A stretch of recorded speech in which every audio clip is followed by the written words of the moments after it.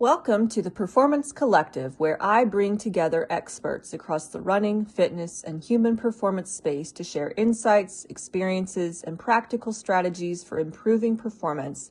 Hosted by me, Hannah Witt, a USCA certified running coach and athlete success and operations manager, this podcast features conversations with elite athletes, coaches, nutritionists, chiropractors, race directors, and industry leaders. Whether you're chasing a personal best, returning from injury, or looking to better understand the science behind training and recovery, the Performance Collective offers actionable insights to help you train smarter and perform at your best. Welcome back to the show. Today I'm joined by Alen Yen, marathoner, endurance coach, creative director, and author of 50 Ways to Up a Marathon. This episode is all about the stuff nobody talks about in marathon training: race day anxiety, fueling mistakes, injury prevention, nervous system regulation, and the mental side of endurance sports. Alen brings such an honest and relatable perspective for everyday runners trying to balance performance with real life. We talk about the lessons learned from marathon blowups, why logistics matter more than most runners realize, and how to better understand your own body instead of blindly following a plan. If you've ever overthought a race, struggled with fueling, or hit the wall at mile 20, this conversation is for you. Here's my conversation with Alen Yen. Please welcome Alen Yen. Thank you so much, Alen, again, for agreeing to talk to me today. Hannah, it's my pleasure. And you did your deep Google on my bio. And so thank you for that very nice intro. You can count on me to be extra creepy with that. I love it. And Alen was kind enough to send me a couple copies of his book, and here it is. And just so I don't want to, we have a PG rated audience, and I'm just going to say, we're not going to use the F word. I thought about saying, let's just use kitten every time, we have to say the title. So every time, or it's like 50 ways to kitten up a marathon, but that might get old. So we'll just stick with 50 ways to F up a marathon. So I'm actually workshopping this right now because I've gotten feedback like, man, we want to give your book to 100 people and we just can't right now.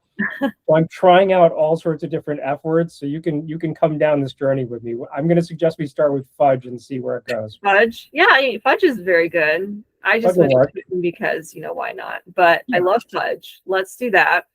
Okay. So yeah, I was reading your book. I haven't read the whole thing yet just because I received it a couple days ago. And I'm one of those people that I start reading, it's bedtime and I'm out in about 2 minutes. But your book, it's hard to put down because it's just so interesting and it's humorous, right? So, but I really enjoyed how, well, I'm not going to call it enjoy because it was a very traumatic kind of impetus that led you on this journey, right?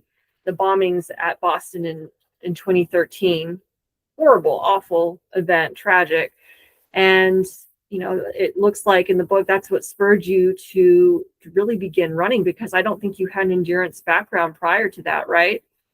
Yeah, no, I was a chubber and basically went to art school and then left and gained 60 pounds before having my kid. I sort of started jogging at some point to try some stuff out. But like a lot of people in Boston, like a lot of runners who are recreational, maybe, the bombing happened. And especially if you're around here, you were affected. And I think a number of us felt that call, right? Maybe this is none of my business, but I feel like I have to do something. I want to get involved. It's time to challenge myself. And so I feel privileged to have been part of that 2014 class of marathoners who went out there and got something done. It was scary as hell. And I cover a little bit in the book. There were attack choppers and tanks and, people with machine guns and stuff.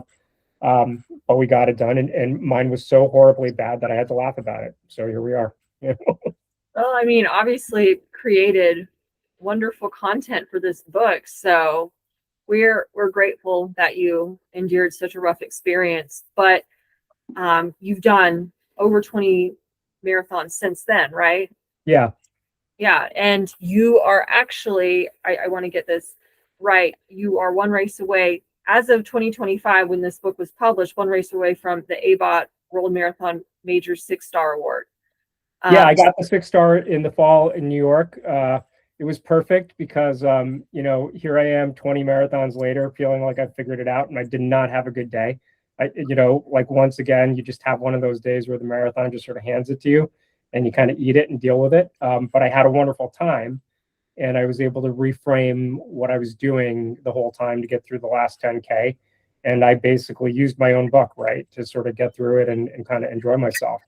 I So. love how you have, like, if somebody hands you this book right before your race, you say, just look at the 0 hour panic sheet, which is one sheet, and it's got very important information just on that one sheet. And it's kind of like, what else can you do? You've got the one sheet of information, though. But I love how your book, like, it's the training before, it's actual race day logistics. People don't understand.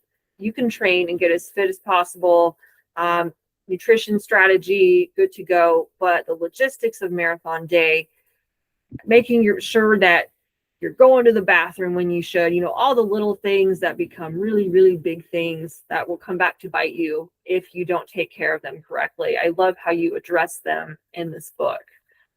Yeah, I think that was sort of my central premise, right? Elites have a different world, and coaches, I'm not going to say they tend to write for them, but I think there's this notion of the theoretical marathon, which is executing on 26 miles by a certain distance. You and I have similar coaching backgrounds, right? So we know about the science behind that and the training and the periodization of the training and all the other stuff. And then you're supposed to execute your pacing strategy.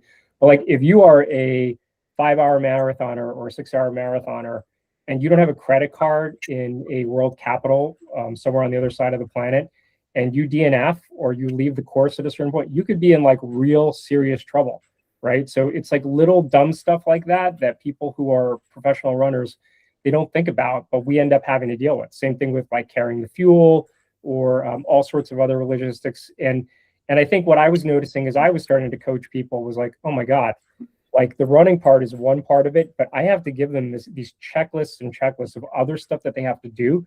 Otherwise, they're panicking about all these other things and they can't focus in on relaxing during the taper, right? So I just got sick of writing it all down. And that's where that 0 hour panic thing came from.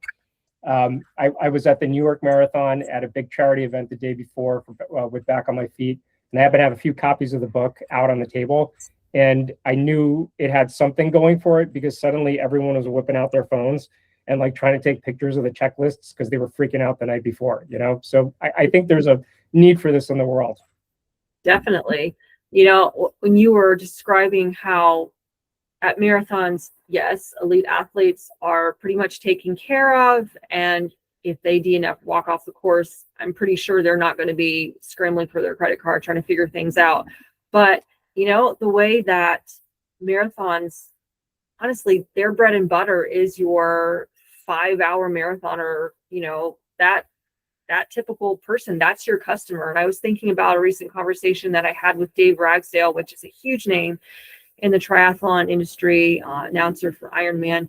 And, that was something that he really spoke about, was how the people who aren't the elite, those are the customers for these major events. And, I think it honestly would behoove race directors for these major marathons to make sure that they are taking care of and accommodating people who aren't necessarily elite. And maybe some are, maybe some race experiences are a little bit better than others. Have you found that personally?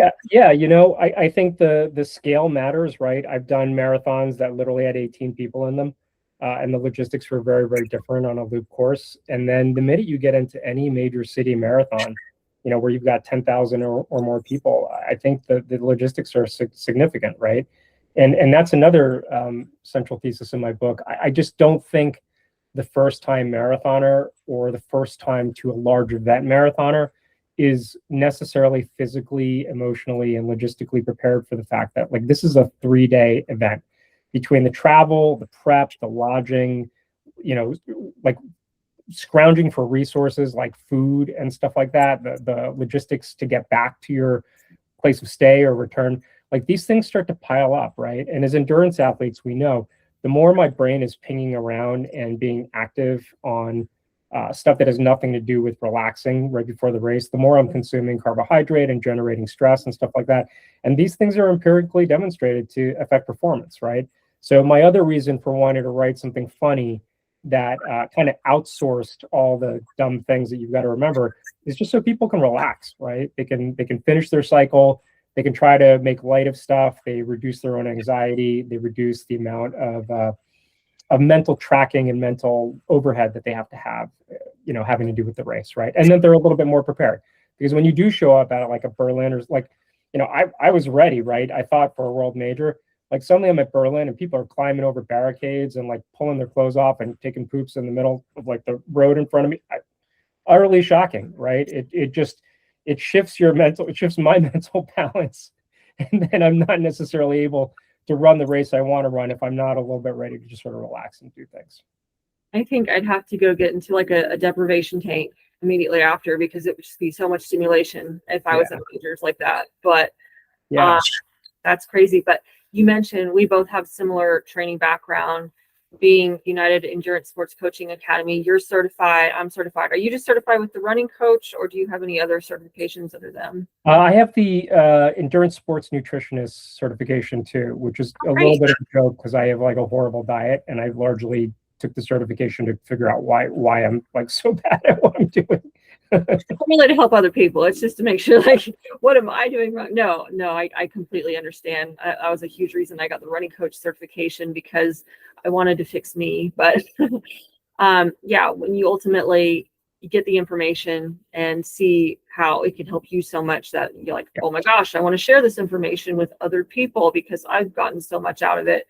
But have the similar backgrounds. I was just thinking about how you mentioned if you try to take care of eliminating as many of the stresses, logistics, lodging, making sure that you get on the bus at the correct time, that you get on the bus at all, those things like that are such big stressors.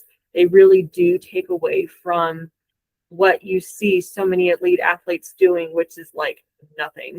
Their feet are up, they're eating, and your regular everyday athlete has to worry about those things because they don't have it all taken care of for them. And like our training taught us, that's so bad for you physiologically, because you're in a clutch state before you even hit the start line, because you're so stressed out about just getting there in one piece. But I think it's a great resource that you've provided to try and mitigate those factors as much as possible to give people a smooth start. So thank you for your contribution. Thank you for that. I appreciate it. Yeah. So a little bit more about you. You were 42 when you started running, right? Yeah. And so you didn't do any sports or anything like that before, anything high school, college? I wrestled in high school really badly. And I guess that was a little bit of foreshadowing, because I didn't really care for the competition, and I wasn't very good because I don't know, I just lacked the aggression, and I didn't care about beating people. But man, I loved the miserable workouts. Like, we'd be in a room with like 3 layers of plastic on, and coach would be like, hop on one leg 400 times, and everyone else would be like, I don't want to do that. I'd be like, hey, I do, and I would do it. And I think about that a lot these days when I'm doing marathon ramp ups and stuff like that. That I ended up in a sport many decades later where maybe the number one skill is just not quitting, right? Being willing to not quit. So no, I didn't have any background in endurance sports, and I just sort of fell into it. And you had mentioned neurodivergence before and stuff like that. I mean, these days I run to stay mentally sane and to get stuff done and to calibrate and regulate. And it's pretty much my everything in terms of balance. It's like this wonderful virtuous cycle that I just hope everybody falls into, or some version of it, right? There are many sports, but I hope everybody finds their own thing, because running has become mine. Yeah, I geek out on YouTube, and I follow Philly Bowden, and she's been very open with her recent diagnosis with ADHD, and she was saying how she had a really bad traumatic injury recently, and how not having running that regulated her day, and having, morning, and then an afternoon run, not having those kind of things to punctuate your day. You're like, your brain doesn't really know what to do because it really needs that structure. And so I can understand that.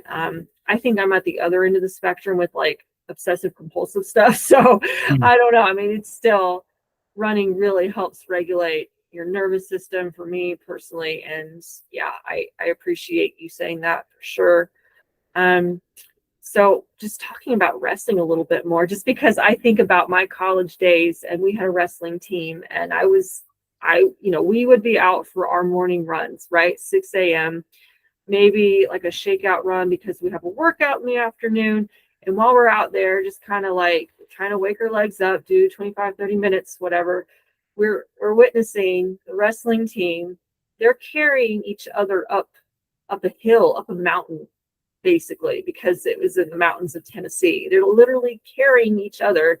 And I'm thinking, wow, that's awful. So you may think that, wow, I don't have an endurance background, but I think the mindset of being like game for that, that sets you apart, so that, oh, the misery of training, it's not misery, but training for a marathon, the difficulty of training for a marathon, your mindset is already there, because you're like, I wouldn't say that maybe you did enjoy what you had to do training wise for wrestling, but you were game for it. So I definitely think that personality type lends itself to the suffering that marathon training entails at times, for sure.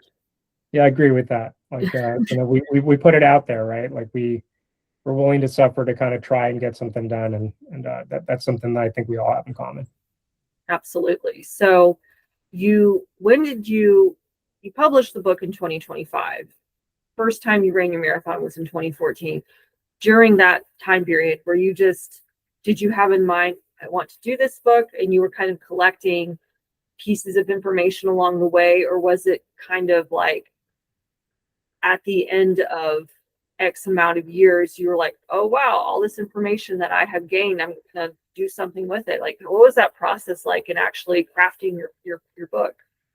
Yeah, I think I spent, if my first marathon was in 2014, and it took me for the first 5 years of just going after marathon, sometimes 2 or 3 a year. Did I have 4 in 1 year? Maybe 4 in 1 year. I just screwed them all up. I think I came within a BQ, within 1 minute, 3 times or something. I couldn't figure it out. And I'm part of a great run club, the Wicked Running Club. We've got 400 members, and I would run with all these people, some of whom I was faster than, who I would work more than, et cetera, et cetera. And I would watch people just go out there and get it done. They would just run the last mile. Their arms would be in the air. They'd be like, yes, I got it done. I never had that feeling.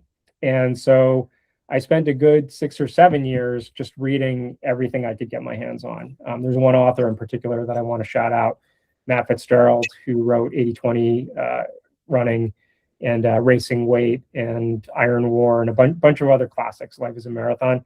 And I think his work really helped me to figure out that a lot of my game was mental. And then, fueling was just something I hadn't figured out. As a heavy sweater and somebody who, didn't have a great diet. I just, there was physical stuff, but then there was a lot of mental stuff that I just hadn't calibrated. And over time, as I did figure it out, and as I finally BQ'd, a few times and got to where I wanted to get to, I kind of found myself in this place the last couple of years where I just end up answering a lot of questions from people. And they text me all the time, like, how much should I be carb loading again? What do I do during taper? What do I do 4 weeks out?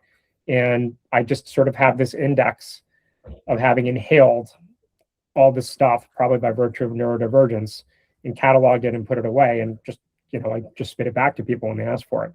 So last summer, I finally was like, I should write this stuff down. And then I did. It took me about 6 weeks to just spit it all out. But before that, I had no interest in writing a book. It just wasn't even a thing. I just assumed all the great stuff was written. But I do think that one thing that we deal with as runners is there's too much stuff out there. If your email box is like mine, I've got 20 Substacks from runners. I've got stuff, Runner's World's hitting me every single day with something interesting, right, that I want to read. outside is hitting me with stuff. I've got just so many sources. I've got blog articles bookmarked. I've got periodical articles bookmarked, and I borrow from every single one of those sources for my coaching. And I just haven't had one place to put it all. So I think that was the other impulse, right? Like just finally get it into one place where you can hand somebody something. I think it's an excellent consolidation of multiple sources of information that's running related. And you said that you were running 3 or 4 marathons a year and you were just not getting it right and kept screwing it up.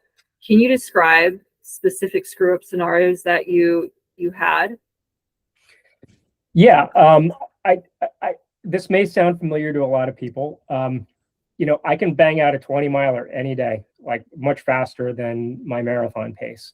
But there is something that happens, something that occurs for me in the last 10K of a marathon, where it's like, I have no idea what kind of yard sale I'm in for. I experienced a lot of hamstring strains around 18 or 19 for years that I was unable to mitigate. I couldn't figure it out. Some people were like, oh, weak glutes. Other people are like electrolytes. Other people are like, it's not electrolytes. It's, something else. And so I eventually had to debug that. And then I think just there was at least 2 times. I don't know if you've ever experienced full glycogen depletion, but I have, like to the point where they were like, yeah, you're going to get in the ambulance now, where both of my legs like locked up and I just couldn't do stuff. And, that was chemistry also, right? Just not having figured out what I needed to do by way of carbohydrate intake and timing. So between those 2 things, I was just failing all the time in that last 10K or sometimes the last 5K. So frustrating. It's like my splits are like clockwork. I'm just nailing these, whatever pace I'm going for, 735, 740, boom, boom, boom, boom, boom. And then 1 mile to go, 2 miles to go, something happens. And like, I just couldn't bring it over the line. And eventually I think what happened was that became self-fulfilling, right? When you're 3 hours into a run and you start giving yourself your own head chatter, that's no good. You're consuming energy, you're psyching yourself out, you're essentially taking yourself to that place where you're going to choke. And it really took reading How Bad Do You Want It, which is one of Matt's books, to sort of understand the science behind choking. And, I'll give you the punchline, which is so messed up. It's like, yeah, you need to just not worry about it. Like you got to let go of your dream in order to not feel the stress about choking over it. And that was a really hard thing to do for somebody who's type A and very, very, very, very goal driven, right? If you get to my conclusion, you'll read how I got there.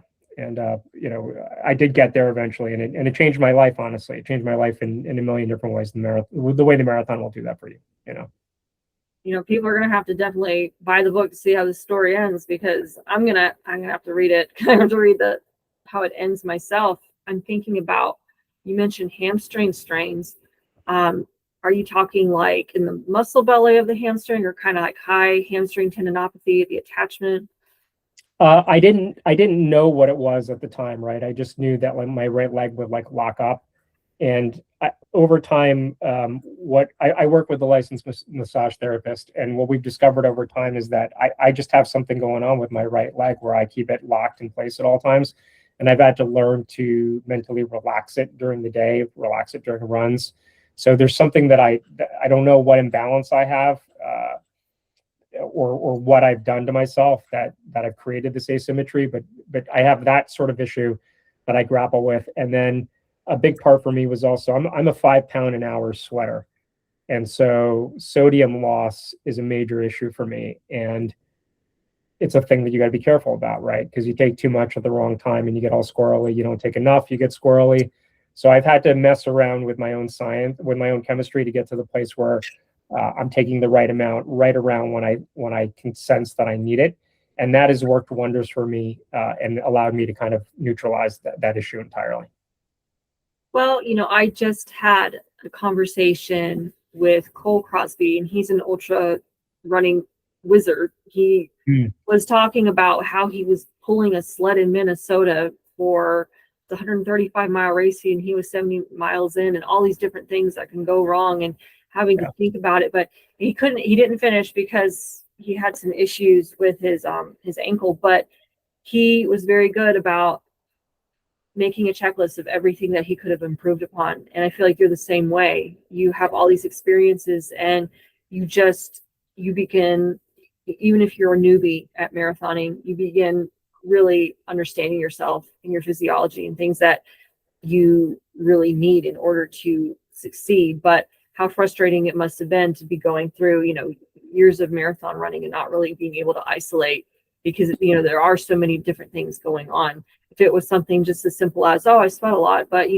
nobody has just, it's one issue. There's multi-faceted issues going on. So yeah, the glycogen depletion, that's intense. Were you just not taking any carbohydrates at all, or were you just not timing them correctly, or is it you need to read the book? I just think I wasn't taking enough, or I wasn't taking them at the right time. And I used to surge too, right? Like I love 5Ks. I'm a 5K runner. I can suffer. For 19 minutes, I can take myself all the way to the about to puke line and hold it. Like I enjoy it masochistically. And I would get to the end of marathons too. And that was something else that I would sort of start to do. I'd be like, oh, it's time to pick it up. I don't pick it up anymore.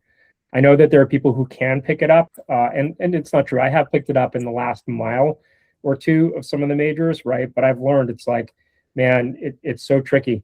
Like even effort is what I need to do, because I'm just the sort of runner where if I try to surge in those last couple of miles too early, I can really kind of screw stuff up. So it's this constant experimentation of like, what can I get away with at the end of the marathon?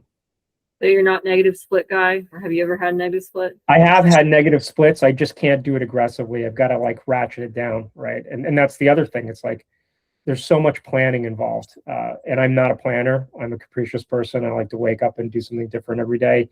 And when you marathon train and when you marathon run, it's all about the plan. You don't have to execute the plan exactly, but you have to have at least had a plan, I think, and executed most of it to get to the sort of results that you want to get. Definitely. So what does your training look like? Are you training for a specific race right now? Or are you in the wake up every day and see how you feel and do something different stage right now? I'm in an in-between. I finished my 6-star like we talked about in the fall. And I just had this moment where I was like, you know what, you need to take a break. You just pushed out this book. You just finished this thing with the marathon series. I decided to volunteer at Boston. So I was captaining the mile 17 gel stop, co-captaining it with my club. And it was just one of those inspiring weekends. I got to meet all these great people. I was hanging out with Scott Jurek for a little bit. And I got pumped. And I left the weekend. I just was like, oh, I got the bug again. I got to go. And a friend of mine, Mike Paulin, I think he's like 20 Bostons in. And now he's going for the Quarter Century Club. He wanted to quit, but his little kid is like, no, you got to keep doing it. So now he's got to keep doing it. And he's really inspired me. So I'm like, all right, it's time to start a Boston streak, which means I'll probably do some qualifying races this year, get back into it, and just start that as a 10-year goal and see what happens. Great. So you mentioned that for the first marathon that you did, that you were able to do a couple of 20-milers and you showed up on race day. What is your training? What has it looked like more recently? How many days a week are you running? What's your long run progression look like? So if I don't get 10K a day, I'm usually pretty not great. So I enjoy running 6 to 7 miles a day. I try to take one day off. I'm not always good about it. So you do the math, and that's at least 40-ish miles a week, running casually and fun. And I'm in the middle of this whole thing. I just wrote about it on Substack. I'm in a say yes mode. That's something that I borrowed from my friend Ruth. If someone pings me or texts me, it's just like, hey, I've got this workout, or I'm going to go do this. Do you want to do it? I'm like, yep, I'm coming. And that's resulted in a couple of like 3-run days. Whoops, I did a 16-mile day or a 14-mile day. But I'm having my best life because I love running with people.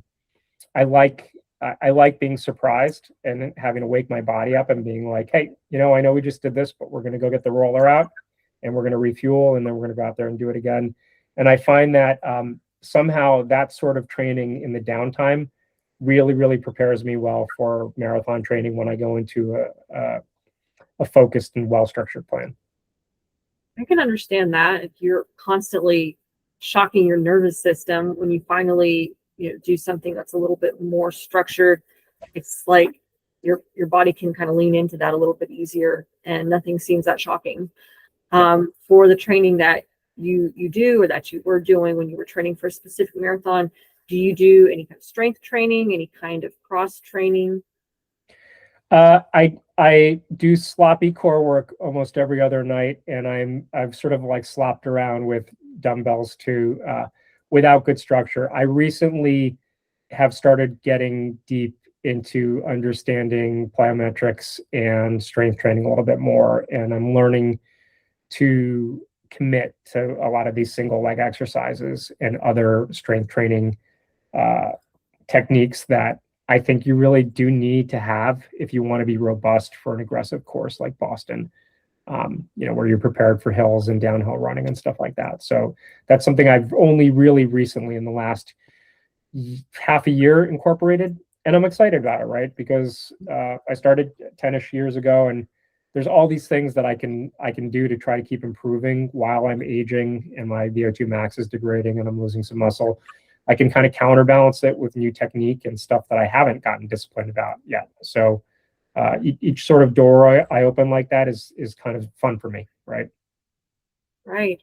I don't like to say like, oh, we're aging, everything's going down the down the crapshoot or anything like that. There's always something you can improve upon, and I always like to think the best is yet to come, because otherwise that's very bleak. So I'm not going to. I don't want to totally. Yeah. But I was thinking about how you mentioned plyometrics, and a lot of people hear the word plyometrics and it sounds terrifying, but it could be something as simple as just kind of hopping on one foot. That can be a plyometric exercise. And when you mentioned your right side having this kind of tendency to lock up, I'm imagining that you probably, if you were to do single leg hops, do you notice a difference in springiness on your right versus your left? Yeah, I think that there's a real asymmetry between my legs, and it manifests itself into like a really weird loping stride whenever injury on one side or the other kind of appears. So it's something that I try to keep my eye on, and I am trying to use these exercises as a way to balance out a little bit more. And I would just put a word in that I think a lot of runners that I know run without tracking down their weird asymmetries and their misalignments and stuff like that. And I don't know that we are all as aware that a lot of times when you've got that weird knee pain or you've got that foot pain or whatever, like it goes back to something like that in the kinetic chain that you can work on and you can rehabilitate, but you've got to do it early enough. For sure. I'll just share a personal experience. I have left side issues, and something that I recently discovered is that the kind of the rigidity in my ankles, one versus the other, one has a lot more laxicity than the other. And it's you wouldn't think that would manifest in having knee pain or hamstring stuff, but really, start from the ground up, because where it's presenting is not necessarily where the issue is. Yeah, definitely think about ankles, think about your feet. Do you have a bunion developing on one side that's affecting how you push off the ground? There's so many different things to consider. And, as runners, I have a science background. You're USCA trained also. But if you're somebody who doesn't have a science background, you don't even know where to start. And kind of developing that self-awareness is tricky because you don't have a scientific background. And that's where having a coach really, really comes in handy. Are you self-coached, or have you ever worked with a coach?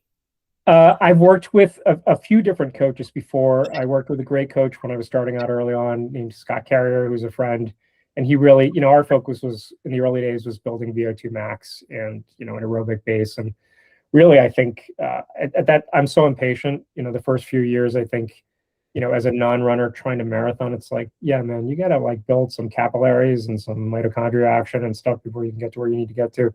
That was tough for me. But it was the right stuff that I needed at the time. Right now I'm working with a strength coach, and I'm lucky enough to be getting a little bit of coaching from Matt Fitzgerald on my 1 mile race right now that's coming up. But I just want to go back to something you said before. Like, my eyes were open to the whole kinetic chain thing a few years ago. I was running with my partner, Ashley, and A little rock came and hit my toe while we were, bombing down a trail, and I didn't think anything about it. It hurt, right? And like a year later, like my whole lower left leg wasn't working the right way, and I couldn't get rid of this injury. Like my toes were starting to turn inward, my ankle was turning, and I would ice it, I would treat it, I did all the stuff, right? Like we're like weird, simple animals. It's like it hurts here, so I'm going to do stuff to it here because that's where it hurts. And I finally met this great sports chiro and physician named Thomas Venti in my hometown, luckily. And the guy knows everything about the kinetic chain. He's a marathon runner. And that's so important, right? Because I feel like a lot of us, we don't have people we can talk to. You go into your GP and you try to tell them something about your 12-mile tempo or your long run, and they just look at you like you're crazy. Or, and this one I hate, it's like, they're just like, yeah, well, you should probably stop running. And it's like, stop running. Exactly. Yep. Yeah, you know what, man? Like that's 0% going to happen. And that was totally unhelpful, right? But Tom, like, looked at my toe and basically was like, yeah, your upper thigh bone's out of alignment. He adjusted that. And then he was like, by the way, that's snuck up into your right shoulder. And he got behind me and he lifted my whole right shoulder up and it popped back into place. And I felt this release of tension all the way across my body down to like the bottom of my left foot. And oh my gosh, who is this guy? He sounds like a wizard. I want to go. He's Tom Venti on McKay Street in Beverly. Like he sees about 30 marathoners a year. My whole left leg released, and that was really what opened my eyes. So now I have, I urge everybody to find someone in their orbit who can help debug that sort of misalignment or kinetic chain stuff, because a lot of times the point of pain is not the cause or the issue, right? That is so interesting. I'm intrigued, but I'm thinking about Chat GPT and all the, let's say 100 million times that I've typed in whatever symptom has presented that particular, day into Chat GPT to see what's going on. And have you ever done that? Have you had success with that? Or do you try to stay away from Chat GPT for self-diagnosis? Well, I think we all end up using it because it's one tool, right? And I think it has its places. It's sort of like a really untrustworthy intern. So if you're gonna use it, instead of doing the manual Googling yourself, because that's essentially what it's doing, right? You've really got to try to catch it at its tricks and prompt it in ways where it's providing you a source, and then you've got to lift the lid on the source and double check that stuff. So I do use it to find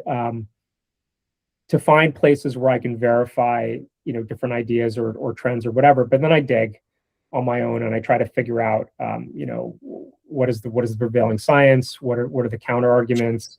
How trustworthy are some of these sources? Sometimes you click one link into how it's sourcing an answer, and you're like, that's not a thing. Like that's a blog post put up by like a nutrition company trying to sell X, right? So I think this is the age we live in, right? We've just got to be really careful about the information that we consume. And again, now you're back to, well, why even bother with books in this day and age where everyone gets access to information?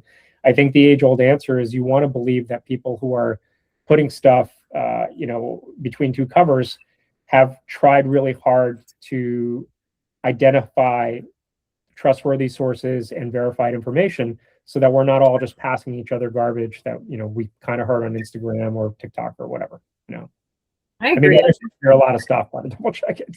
Right. No, if you go to the trouble of publishing a book, you've most likely done your homework, and if not, then the jig will be up soon. But to talk a little bit more about your book, I don't want you to give away anything, but if we were to split it up into one way to fudge up your marathon during training, one way to fudge up your marathon on race day, and one other just miscellaneous way to fudge up your marathon, could you give us 3 little enticing tidbits? Okay, one on training, one on race, and one in general, right? Yes. Okay, this is good. I really, really, really like this question. I think the number one the number one newbie mistake, which I went through for many years, and which any real runner doesn't do, right? Anyone who's classically trained like yourself who went through a college program or whatever, right? Like you download a Hal Higdon plan and you just have no idea of your paces. Like if you have no idea about your heart rate and how to do heart rate training, you don't understand the periodization of the plan and what different workouts are trying to do.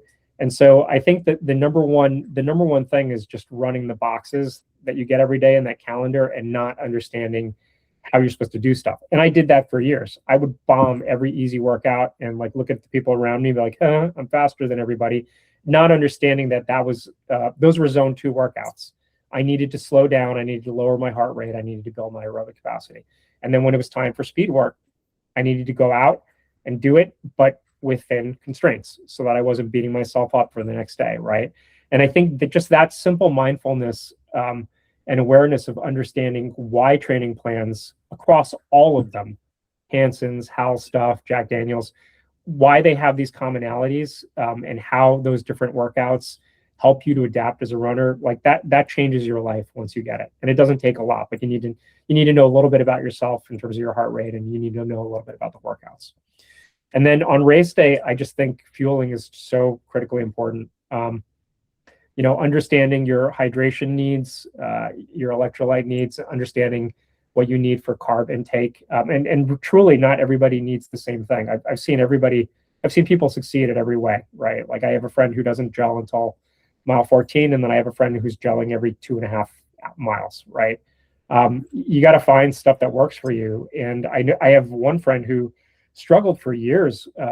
I'm convinced with her BQ, even though she's an amazing runner, does like 70 miles a week, just because she couldn't find the on-course nutrition that she could palate and deal with from a GI standpoint, right? And so she was limited in terms of what she could do. And once she figured that out, it was like, boom, and then in general, I just, I think my life has really changed when I remind myself, when I found a way to understand that running is such a privilege, right? It's just such a privilege. You forget about it sometimes. You're like, I have to do this. I sign up for this marathon or whatever, right? But like, I don't, there's not a day I get up where I'm not grateful that I get to go out and go for a run when somebody I know can't, right? Whether or not it's because they're differently abled or because they're injured or, they're past something that they just can't do anymore.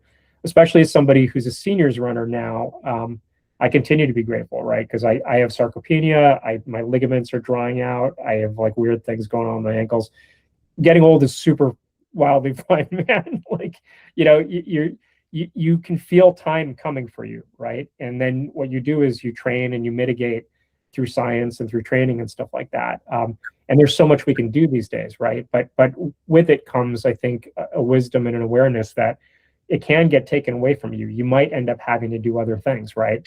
So I'm here to just suck up every mile. I'm just like, anytime I get out, I'm grateful for it. And I think that when you can be like that, it just transforms your running and your racing. Like you can't have a bad day if you put yourself into that mindset continuously. Gratitude. Yeah, definitely. Are we grouping that one with the miscellaneous tip or? Yeah, I think that's the Uber tip. That was a big one. All right. So I was thinking about this before we hopped on the podcast. I was thinking about that slightly awful rom-com. What was it? He's Just Not That Into You. And it was derived from a book, and it's all these different characters with their stories and how, it's one of those movies where you've got 10 different plot lines, different characters all doing different things, but in the end, somehow they all magically, the interwovenness is revealed. But it's based off of a book, and it's basically a lot of women making bad decisions with men, and because the man was not that into them. But right. I'm thinking for your book, if we were to cast it, we were to have a movie setup. Have we thought about this before? Yeah. If you made your book a movie. I love where you're going with this. So keep going. This is great. Keep going. Okay. So I'm picturing you having multiple characters in some way fudging up their marathon, and you're watching the film is the progression of their different marathon fudge ups. And let's just say you're casting your people here. Who would you cast? Oh man, this is so good. I think there's the Energizer Bunny, right? The person who only has one speed, they cannot hold back. They're like balls to the wall. They're like, I'm gonna go out and like try to bank time in the first 5K and run my hardest and escape the peloton, and they never tapered and did all the stuff wrong in terms of like not resting and it's the type A person that needs to be dialed back. Then you've got the slob. That was me in my first marathon. It's like, yeah, I know it says this like 6 miles a day, but that's really like 4 miles, and I'll do 2 miles of walk in, or maybe I'll get it done tomorrow or whatever. And they just refuse to like follow the plan at all. Okay. I'm trying to think who else. Uh, there are the people who are they just psych themselves out. you know they build the thing up into this horrible monstrosity, and they're worried about it, and they think they're gonna die out there, and they're not, right? So that's a person that I would want to cast. I'm trying to think of what else, like, what comes to your mind, like, help me out with this. No, these are great. I'm like picturing actors in my mind right now, like who would, who are like in Hollywood, who would I cast? But no, let's see. I think Energizer Bunny who doesn't rest, definitely. The slob who just kind of shows up for sure. The person you just mentioned, maybe we'll have like the heart of the film, right? The person who's trying their very best to do everything, and their kids are like climbing on them in the background and things like that, or but they're maybe in the end like they have a good day, like because Yeah. the movie. I don't know. No, I But love that. Yeah. there's so many ways you can take that, but let it be known here that it was my idea to make this book into a movie first. I love this idea, and I have friends who work in Hollywood, and at some point we'll get together and we'll pitch this. I think this is great. I'll throw one more out at you, like the anal person. Like, they did everything like exactly right, and they freak out when like something is like 1 second off pace, or they missed like a quarter mile in a split or something like that, and we've got to like ratchet them back from going insane because everything has to be like perfect. Oh, I love it. I think that would be such a good movie. Like, why not? That's great. I have so enjoyed having you on the podcast today, Alan. Is there anything else that you'd like to add? Where can people learn more about you? They can obviously purchase your book on Amazon, or anything you'd like to share. Yeah, I'm at probably the best place to find me these days is Substack or Instagram. I'm easy to find on both platforms. I've just started writing there about running, and I'm just goofing around. Like, I'm just having a good time. I have no purpose to it. I started out, I think, because someone was like, you have to do this because it's an email subscription platform. I'm like, okay. But I couldn't psych myself up to do it. And then I was talking to a friend, and I finally was like, oh, if I write something stupid about running every week, then I'll enjoy myself. So I started that, and they're not actually that stupid now that I'm writing them, but I'm trying to start from a place of just having fun with it. And you kind of mentioned this before, but I write for the middle, right? I'm a proud mid-level runner. I'm never going to win anything. I'm not in the back of the pack. I feel like we get left behind a lot, right? Because there's a lot of advice on both sides of it. So I'm always trying to reach out to people on that level and exchange ideas, go for runs, stuff like that. So I hope people do reach out there so we can connect and do stuff. And then my book you can find on Amazon and other places. It's around. Perfect. Well, great. Are you going to be at expos of any marathons coming up? Any plans to work for people who want to come shake your hand and meet you? Yeah, I will. It's a great idea. I will get a list up. I'll get it up on Substack and Instagram soon. But I am looking at expos to sponsor, and I am looking at conferences, trade shows for running to go to. And some other authors I've spoken to, they're like, oh, the ROI isn't there. I don't know why you would do that, but it's for the reasons that you said. I love talking about running. I love meeting runners, right? There's nothing more satisfying to me than connecting with somebody and exchanging some ideas and learning from each other. So I will be out there trying to meet people as often as I can. And I actually am always really happy to give away books when I can, because my goal is to get it out there, to get the advice out there, because that's sort of my joy.